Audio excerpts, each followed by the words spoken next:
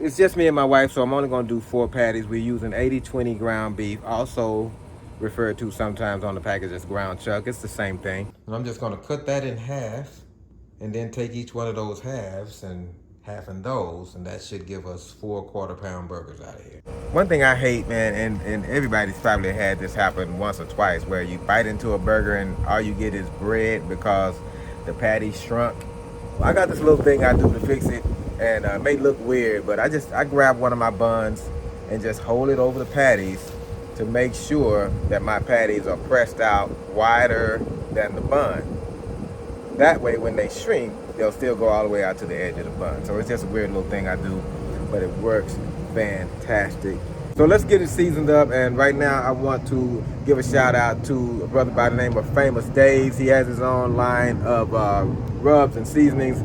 He sent me a couple of them to try out, man, and what we're trying out right now is this one today. I'll be honest with you, I kind of put a little bit in the palm of my hand to taste it, and I was like, whoa, that is salty. And salt is the first ingredient, so if you really have an aversion to salt or you're trying to avoid it for whatever reason, you better be careful. You want to be careful about how much of this you use, but you cannot really evaluate any kind of seasoning by tasting it, from the palm of your hand, man. It's just gonna taste a whole lot different. You gotta cook with it to really know how it tastes. So I do have one more thing I want to add to these burgers, and I'm kind of calling it a secret ingredient, but it's really not. Most people already have it on hand in the fridge, and it is this stuff right here. The name, the unpronounceable, the unpronounceable sauce, W sauce. Where's your sister sauce? It just happens to be fantastic on a burger, man. So I'm just going to baste a little bit on here, just brush a little bit on here. I'm not even going to do both sides because it's not necessary. It goes right into the meat, and aside from the flavor that you get, which is really, really good, it does a pretty amazing thing to the meat too. I mean, it makes it so airy and moist, and the bite is just different, man. So you gotta try that next time you make burgers. It's really, really cool. So that's all we need to do to these burgers. I'm just gonna put them in the fridge, and we're just gonna leave them in there until the grill is up to temp.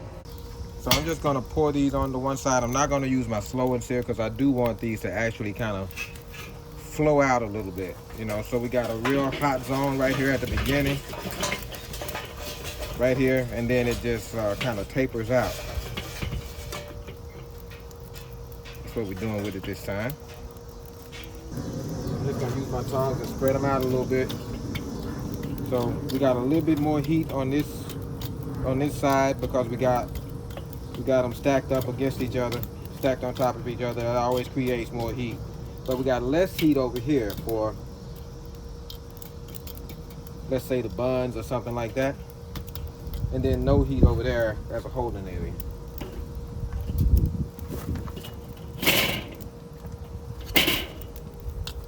I'm gonna put my vents directly over the charcoal because that's where the meat is gonna be.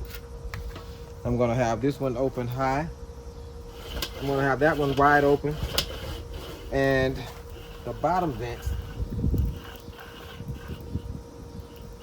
we'll leave those wide open as well. I'm gonna clean my tongs off.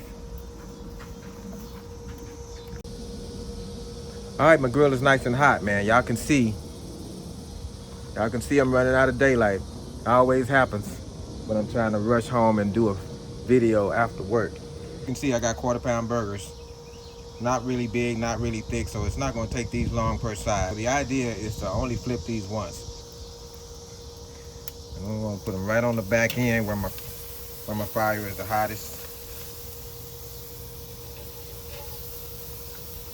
And I'm gonna go ahead and open the vent wide open.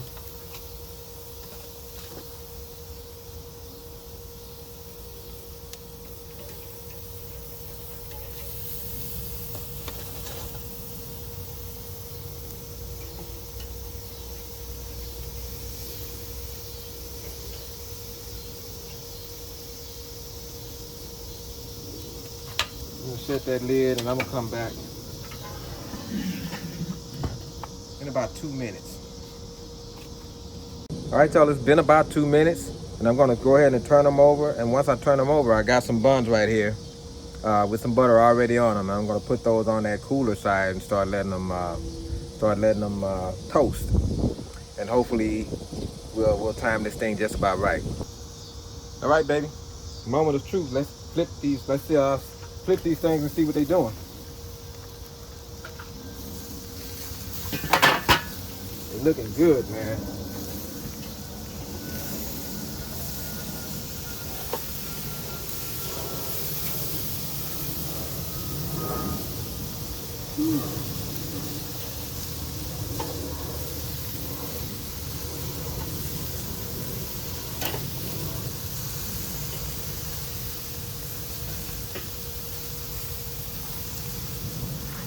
So now I'm gonna put my buns right over here.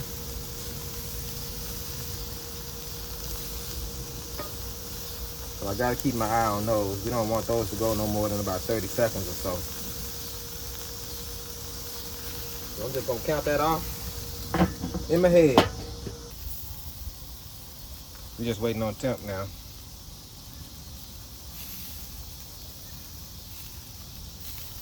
That one is good, so I'm gonna move it over here. That one is right there, close enough. It's gonna carry over to 165. That one is over, but it's all good. So we're waiting on this one. Getting right there. So I'm gonna move this over here. My buns. Oh yeah, that's what I like. That's what I want. Yeah.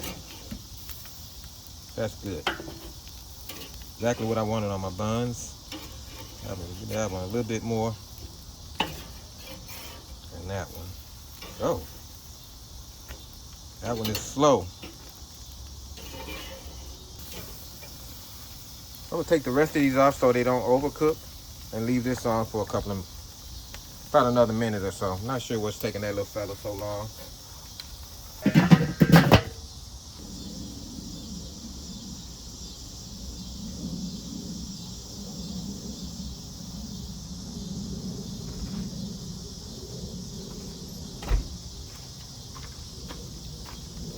All right, y'all, I think we about done. Everybody should be where I want them to be right now. So now, first let's get my buns off, because we don't want burned buns.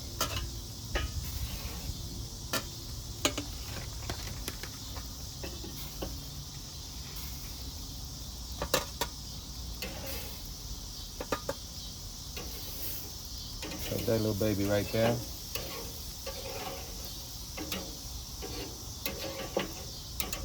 And I'm just gonna put a little slice of pepper jack cheese on them and let them melt.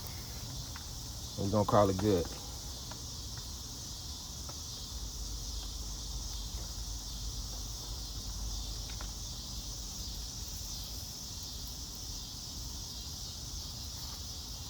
Put the lid on just long enough to melt that cheese.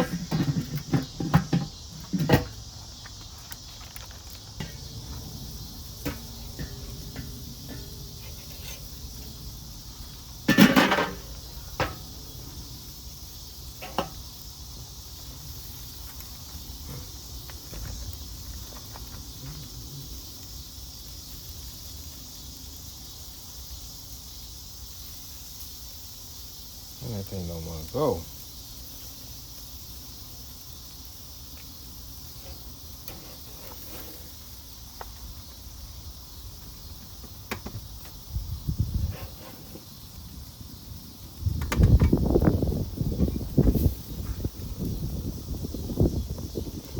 No.